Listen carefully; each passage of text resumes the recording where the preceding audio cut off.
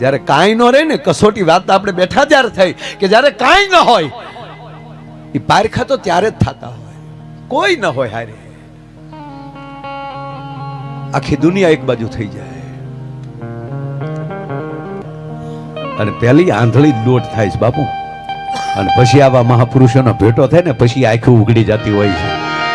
બિલાડી હાથ ઘર ફેરવે ને ત્યારે બસાની આંખો ઉઘડે, એમ આપણે બિલાડી કરતા વિશેષ જઈએ ઘણી જગ્યાએ ફરતા ફરતા જઈએ, આવા મહાપુરુષ મળી જાય ને ત્યારે આંખો ઉઘડી જતી હોય. અને જ્યાં આપણે બાપુ જોયું છે કે બિલાડીની આ બસાની પછી જ્યાં આંખ ઉઘડે એનું ઘર, જે આપણી આંખ ઉઘાડી નાખે સાહેબ એ આપણું ઘર હોય છે. એ 100%ની વાત. બાકી તો આમ તો ઘણું ખરું બીજું હાલે છે બાપુ. એક જગ્યાએ મહાત્મા પધાર્યા અને ગામમાં દુકાળ, ગામમાં કાળ પડેલો, એટલે આવીને બાપુને પગે લાગે, અરે બાપુ हमारा खेत बधा सुखाई रहा है, हमारा बाजरा सुखाई जाता है बाबू. अच्छा कितने बीघा का है? કે बाबू हमारे पास तो 50 बीघा का बाजरा है, गाम में तो बीजा को है, तो बीजा का छोड़ो, तुम्हारी बात करो. कितना बीघा का है? कि बापू 50 बीघा का है. हाँ दक्षिणा दो. लो बापू 50,000. कोई बात नहीं, तेरे ऊपर कृपा शुरू हो गई है. सुबह देखना तेरा एकले का खेतर भीना हो जाएगा. तो बाबू 50,000 में हवा हवार ज्यू ने तो गाम जाग्यू ने तो आनु खेतर पी गयु. बोलो. और पछी जे गाम दड़्यू, क्या बात है बापू, है कि क्या बात? अरे हिमालय से आए है. બહુ આગેથી આવે ને એ પાછું બહુ આપણે ઓળખતા નહીં, ત્યાં બહુ ન જવું. અહીંયા તો આ પેઢીઓથી ઓળખીએ છીએ, એના પગ પકડવા, અજાણ્યામાં માથા ન મારવા. તા ઓલો બીજે દી બીજા, બાપુ हमारा तो 20 बीघा का है, तो 20,000 रख दो. तो बापू એને 20,000 રાખ્યા, બીજે દી 20 बीघा પર લઈ ગયું પાછું. પછી તો બાપુ ગામને શ્રદ્ધા બેસી જાય ને, क्या बात है. एक जनो बापू मेरा 10 बीघा का, कोई बात नहीं 10 बीघा का रख दो, गूगल पे कर दो.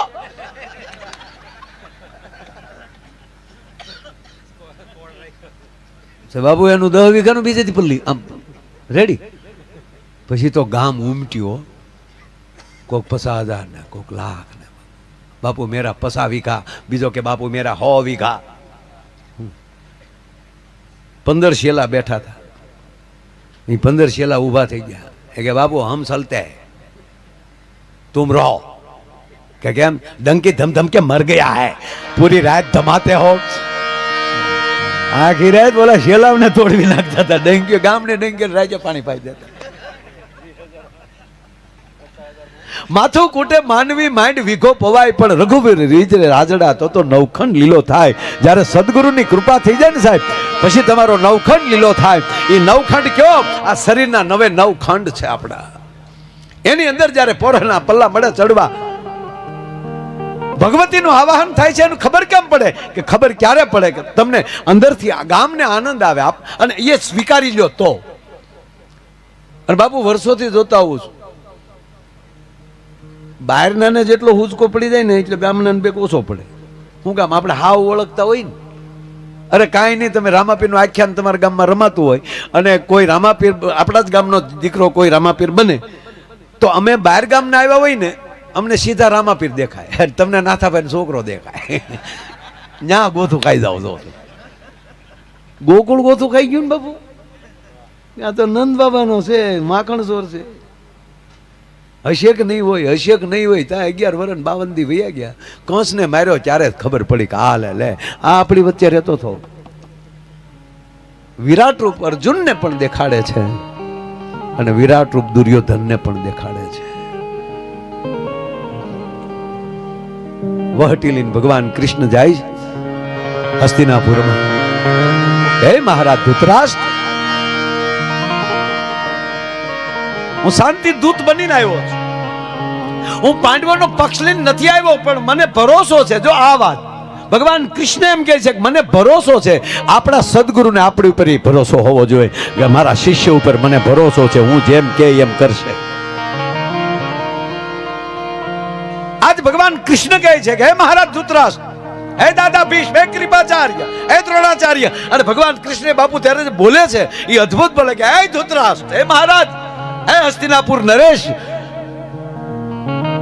સંસારની અંદર આવી ધર્મસભા, આવી રાજસભા કઈ જગ્યાએ હોય કે જે સભામાં દાદો ભીષ્મ બેઠા હોય, જે સભામાં કૃપાચાર્ય બેઠા હોય, જે સભામાં ગુરુ દ્રોણ બેઠા હોય, જે સભામાં કર્ણ બેઠા હોય, અને ઈ સભામાં આજ કૃષ્ણ તમારી પાસે આવીને ખોળો પાથરે છે કે આ સભાને મારે વિખેરવી નથી.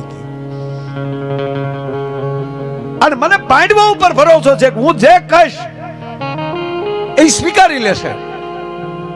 માટે એનું ઇન્દ્રપ્રસ્થ પાછું આપી ગયું અને દુર્યોધન ઊભો થઈ જાય. અને સમાજમાં યાદ રાખજો, જ્યારે જ્યારે પ્રજા કે અને એવું રાજાને કરવું પડે ત્યારે વિના ચાયચ્છ દુષ્કૃતાઓ. રાજા કે એમ પ્રજાને કરવાનું હોય, એને બદલે જ્યારે પ્રજા કે, દુર્યોધન કે અને ધૃતરાષ્ટ્રને કરવું પડે. દુર્યોધન વચ્ચે બોલે છે અને ત્યારે કૃષ્ણ કહે છે કે દુર્યોધન, હું રાજાને પૂછું છું, હસ્તિનાપુર નરેશને પૂછું છું, તને નથી પૂછતો. દાદા ભીષ્મને પૂછું છું. અને ત્યારે દુર્યોધન ફરીવાર બોલે છે કે એને શું ખબર પડે,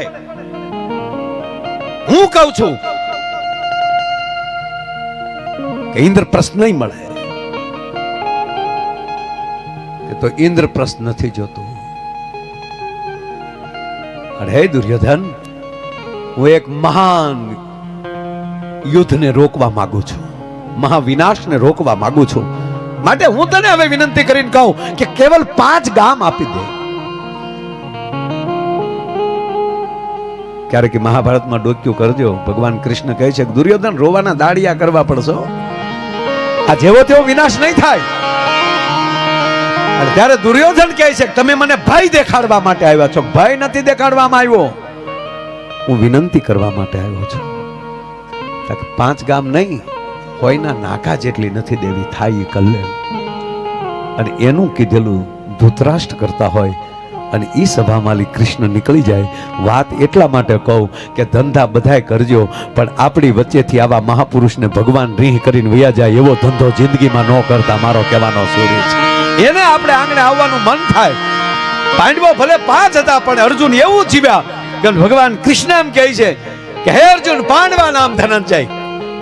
પાંડવોમાં અર્જુન મારી વિભૂતિ છે.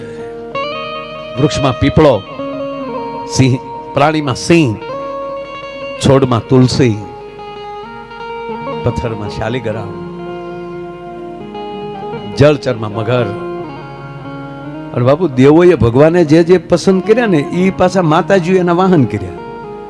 જો ભોળાનાથને ગમતું હોય ને અતિ, તો એક હાથી અને બીજું બોકડો. તમે કહો ભોળાનાથને બોકડો? તમને પૂજા કરતા ન આવડે કાંઈ, આપણને કોઈ શ્લોક બોલતા ન આવડે. જો અહીં આચાર્યને એને પૂછજો તમે તારે સવારે, કાંઈ શ્લોક ન આવડે, પણ ભોળાનાથ પાસે જઈને જો બોકડો બોલાવતા આવડે એટલે મહાદેવ રાજી થઈ જાય. આ નવીન વાત નથી હો, સત્ય વાત છે. ઘણા પૂજા કરીને મેં મહાપુરુષોને તે એ બોકડાનો અવાજ કરતા, બોકડો બોલાવતા જોયા છે. મહાદેવ રાજી થઈ જાય. શું કામ? એના સસરા દક્ષનું જે દી મસ્તક, ગણપતિનું મસ્તક કાપ્યું ત્યારે હાથીનું મસ્તક લગાડ્યું, અને દક્ષનું જ્યારે મસ્તક કાપ્યું અને યજ્ઞ હજી અધૂરો હતો, યજ્ઞ પૂરો કરવાનો હતો અને દક્ષને સજીવન કર્યા, ત્યારે બકરાનું, બોકડાનું મસ્તક એને ચડાવ્યું. અને મહાદેવે એ વાલો લાગ્યું ને ત્યારે પરાશક્તિ એ બોકડાનું વાહન બનાવ્યું. મહાદેવને ગમે છે. હા, ભગવાન કૃષ્ણ એમ કહે છે કે પ્રાણી, જળસર પ્રાણીમાં મગરબસ હું છું, ખોડિયાર એ વાહન લીધું. હે અર્જુન, પ્રાણીમાં સિંહ હું છું, તો ભવાનીએ સિંહ એનું વાહન કર્યું. જે નારાયણને, જે મહાદેવને જે વસ્તુ ગમે છે એ શક્તિઓ એના વાહન બનાવ્યા છે. અને આપણે ઘણા પાછા ધૂણીને એમ કે માતાજીને બોકડો ખડાવો, લે હવે ન્યાલી તો પાછા ફરો યાર. આપણા વાહનનો કોઈ કે કાચ પડ્યો હોય તો આપણો મગજ વયો જાય, તો માતાજીના વાહનને આખે આખું લઈ લેતા હોય છે. અંધશ્રદ્ધામાંથી બહાર આવો. કોઈ એવું ચડાવતા હોય તો આપણને કઈ વાંધો નથી, નહીં પાછું એ કાંઈ લાવી શકે, માફી માંગો. આમાં અમારા તો મરા છે હો મારા હો. હા હા અમારે હકાબા ગઢવી કે મેં તો કે દરેકના 20-25 વિડીયા તૈયાર જ રાખ્યા. કોક કે માફી માગો દીકરા 80 નંબરનો વિડીયો આવવા દે. સમય છે નકારાત્મકતાનો. એટલે હું પ્રોગ્રામ બાપુ ચાલુ કરું ને ત્યારે હંમેશા આથી ચાલુ કરું.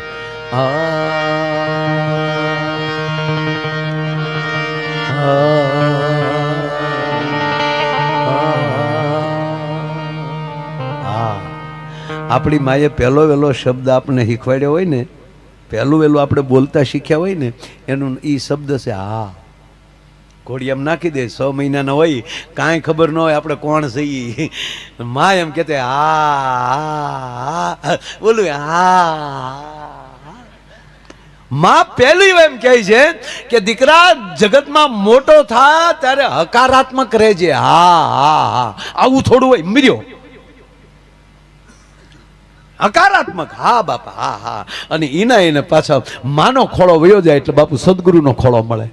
અને સદગુરુ પાછો જીરે વાલા તાકા ભજનમાં હા હા હા આ ઠેઠ સુધી જે હા હા કરતો વયો જાય ને એ આમ જુઓ ખોયાથી લઈને ખાપણ સુધી જવાનું છે. ઘોડિયાના ખોયાથી લઈ અને ખાપણ સુધી જવાનું છે. આ બધાયમાં જે હકારાત્મકતા જીવી ગયો છે એને જ આ સદગુરુ સ્વીકારશે. અને ગુરુ બે જ છે. પ્રથમ ગુરુ છે એ માં છે. એ ભલે ભાઈ કમલેશ તો ક્યાંય ખાલી ખાલી પણ પાયા માં છે. પ્રથમ કોઈ ગુરુ હોય તો માં, અને પછી ઈ માની કૃપાથી સદગુરુનો ખોળો. અને માં અને ગુરુમાં ફરક એટલો કે માં છે એ કુખથી જ્ઞાન આપે છે અને આ સદગુરુ પછી મુખથી જ્ઞાન આપે છે. અને જે માવું એ કુખથી જ્ઞાન આપે ને માડી એના જ સંતાનો આવા મહાપુરુષોની મુખની વાણી સાંભળે છે. એ વાત 100%